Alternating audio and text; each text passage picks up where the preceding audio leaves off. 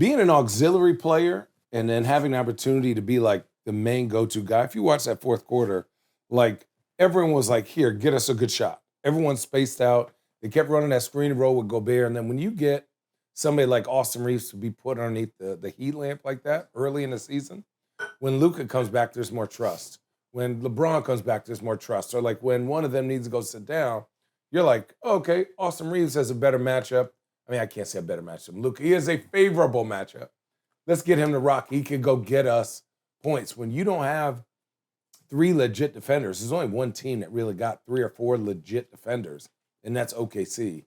And then maybe San Antonio with Wemby. He's about 3 or 4 by himself, right? But like you can now go to him and say, we can attack this matchup for a whole half a quarter, a whole half, and like give Luka an opportunity to get somebody else on him. Like it's a big matchup problem, but his confidence and the way he plays and reads the game is pretty impressive. We talk about his scoring. It's his passing. Now, don't get me wrong. His boys shot the ball well. He got a lot of help. Laravia was balling, had the best game. He had 17, he almost outscored the Timberwolves in the third. 11. Yeah, he was balling. So, like, that also helped boost the assist numbers. So, when I look at what he's doing, it's like, yeah, the scoring, the handle, he's held that. I would say he's fortunate that this happened early in the season, because if you have to up your usage rate, and all of a sudden it's game 60, it's game 53, it's game, that's when you're like, wait, ain't nobody playing tonight. Now he's kind of like coming fresh out of training camp, body feels strong, body feels locked in, and the control of the game, and it's different, what he said. I was very fortunate because I play with J. Kidd, Vince, and myself. So on any given night, I would have the third best defender. That's a problem. And if I got going, then they would put like a primary or a secondary defender on me, and then Vince would start killing. So it was just always like, or if you put the 1 and 2 on Vince and I, now you got J. Kidd with the third best. Like it's a formula that is very, very hard to match up with defensively, like Channing said. But Austin, what he's doing is so impressive. It's the management of the game. That is going to give LeBron and Luka not even games off, quarters off, minutes off, stretches off. That is the greatest compliment that he brings to that team. It's a mentality thing. And JJ said, no longer thinking you are an undrafted player. You are now a star in this league, and we need you to play like that, take ownership of it.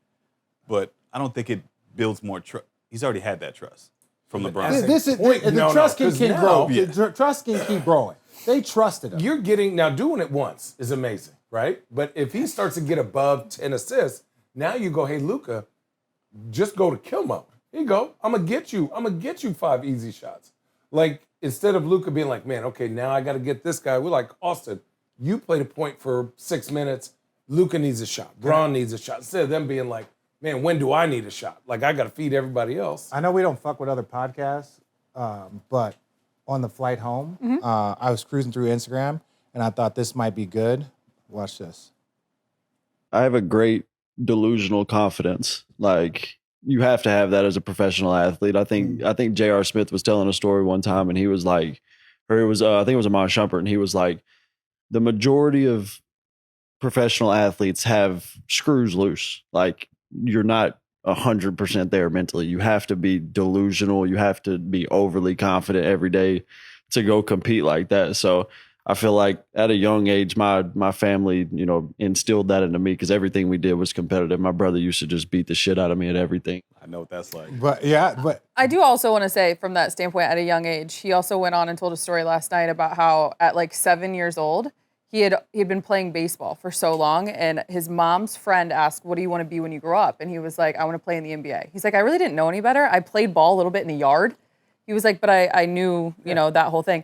This dude dropped 73. I don't care what you tell me. 73 in a high school game. Fuck yeah. In triple overtime. Like, it's crazy. I was playing against like 6'1" white and Mexican dudes guarding me as a center, and I did not score 73 points. Yeah. Like, that's what I'm saying. What's the most you've ever had?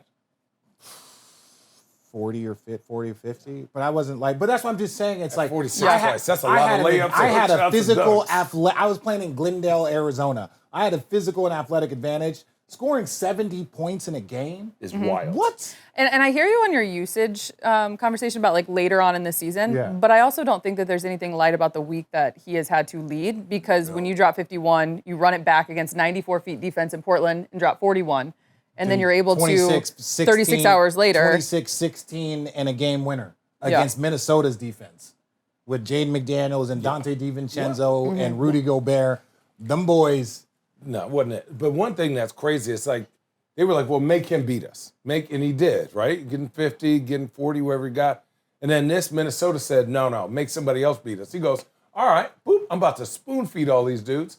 And then you want to give me a favorable matchup. Laravia going 10 for like 27, I understand, yeah. But how many times did he catch and throw? Okay, let's keep going. But how many times did he just catch that ball and throw it up? Like some no of those one does that anymore. The good players do.